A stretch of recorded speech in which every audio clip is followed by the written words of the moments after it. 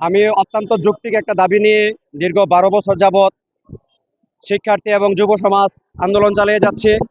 চাকরিতে আবেদনের বয়স বৃদ্ধি, সেই যৌক্তিক দাবিকে সমর্থন দেওয়ার জন্যই, তাদের সাথে থেকে একজন সহযোদ্ধা হওয়ার জন্য এবং আগামীর প্রজন্ম যেন তাদের মেধা বিকাশের সুযোগ পায়, একটা ন্যায্য অধিকার যেন প্রতিষ্ঠিত হয়, সেই জন্যই আজকে আমি এসেছি।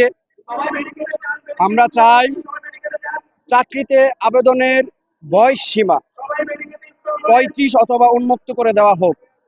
কেননা আমরা দীর্ঘ 26 থেকে 27 বছর বা তারও অধিক সময় পড়াশোনা করি, যোগ্য হিসেবে নিজেদেরকে গড়ে তুলি, কিন্তু বয়সের সীমা বা শৃঙ্খলের কারণে যদি আমরা আমাদের মেধার বিকাশ ঘটাতে না পারি, আমরা যদি যোগ্যতার পরিচয় দিতে না পারি, আমরা যদি দেশে ও জাতির উন্নয়নে ভূমিকা রাখতে না পারি, জাতি গঠনে অংশগ্রহণ করতে না পারি, সেই ক্ষেত্রে আমরা দেখেছি আমাদের দেশে যেমন লাখ লাখ মানুষ দেশের বাইরে যায়, ঠিক ছোট্ট একটা দেশে পার্শ্ববর্তী ভারতেরই প্রায় 26 লাখ এখানে চাকরি করছে। আমাদের দেশে বেকার রেখে অন্যদেরকে এখানে চাকরি দিবেন বা আমাদের দেশের মানুষ বাইরে যাবে, এর পক্ষে আমি না। আমরা যদি আমাদের দেশের যুব সমাজকে, মেধাবী ছাত্র সমাজকে কাজে লাগাই, সেই ক্ষেত্রে যেমন আমাদের প্রকল্পগুলোতে পারিশ্রমিকের ব্যয় কমবে এবং তার পাশাপাশি আন্তরিকতা ও ভালোবাসার পরিমাণও কমবে, সেই প্রকল্পগুলো বাস্তবায়নের সময়ও কম লাগবে। আমরা দেখিয়ে দিয়েছি বিগত স্বৈরাচার ফ্যাসিস্ট সরকার বলেছিল মেট্রো রেল 1 বছর সময় লাগবে চালু করতে, আমরা মাত্র 15 দিনে এদেশের শিক্ষার্থীরা, এদেশের যুব সমাজ, এদেশের প্রকৌশলীর মাধ্যমে আমরা আমাদের শ্রম মেধার মাধ্যমে মাত্র 15 দিনে চালু করেছি। তাহলে দেখেন শুভঙ্করের ফাঁকিগুলো কোথায় এবং কিভাবে হচ্ছে।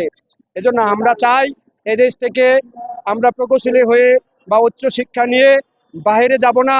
এদেশের ছেলেরা মার্কিন যুক্তরাষ্ট্রের নাগরিকত্ব নিয়ে নাসার বিজ্ঞানীর হওয়ার প্রয়োজন নেই, এদেশে থেকেই তারা বিজ্ঞানী হবে, এদেশে থেকেই মেধার বিস্তার ঘটাবে। এখন আপনারা বলতে পারেন বয়স সীমাটা 35 বা উন্মুক্ত কেন চাই। আগেই বলেছি, সেশন জটের কারণে জাতীয় বিশ্ববিদ্যালয়ে 27, 28 বা 30 বছর পর্যন্ত অনার্সের সার্টিফিকেট অনেকে পায় না, একটা সমস্যা। দ্বিতীয় সমস্যা, বেসরকারি বিশ্ববিদ্যালয়গুলোর রিটেকের একটা সমস্যা রয়ে গিয়েছে, এখানে একটা সমস্যা। তৃতীয়ত, যদি আপনারা মেধাবীদেরকে ছাত্র রাজনীতিতে দেখতে চান, সেই ক্ষেত্রে বয়সের শৃঙ্খল ভেঙে দিতে হবে, 35 বা উন্মুক্ত করতে হবে। কেননা মেধাবীরা যেন একটা পার্ট টাইম জবের পাশাপাশি, অর্থাৎ সার্ভিসের পাশাপাশি যেন পড়াশোনা করতে পারে, অথবা ছাত্র রাজনীতি করার কারণে বয়স এর শৃঙ্খলে আবদ্ধ হয়ে যেন চাকরি থেকে বঞ্চিত না হয়, সেই জন্যে একটা সুষ্ঠু রাজনীতিক এবং মেধাবী নেতৃত্বের জন্য আগামীর সুখী, সমৃদ্ধ ও উন্নয়নশীল বাংলাদেশ গঠনের জন্য আমাদের চাকরিতে বয়স বৃদ্ধিটা অত্যন্ত যৌক্তিক।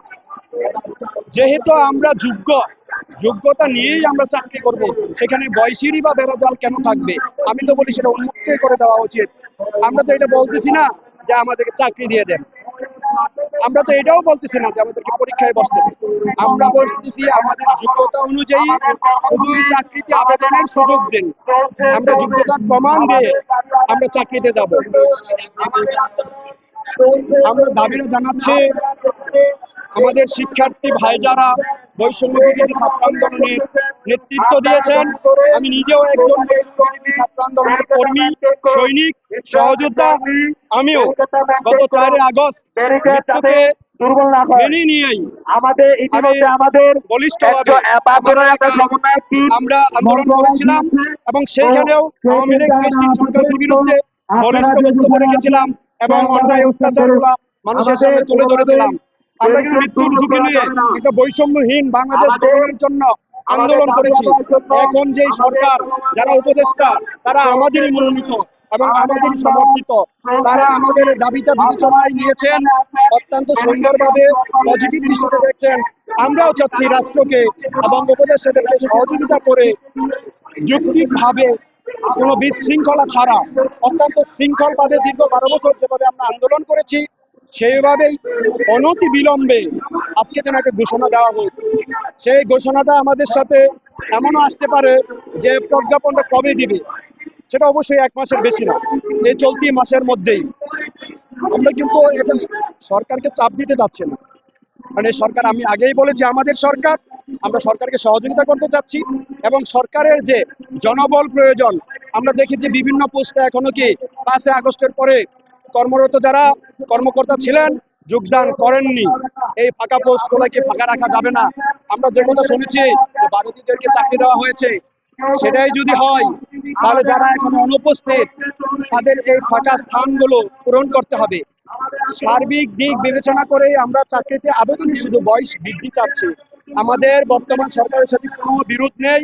আমরা তাদের প্রতি যেমন কি আমাদের ভালোবাসা, আন্তরিকতা ও সহনশীলতা রয়েছে, আমরাও বিভিন্ন কাজে আমরা কিন্তু সহযোগিতা করে আসছি।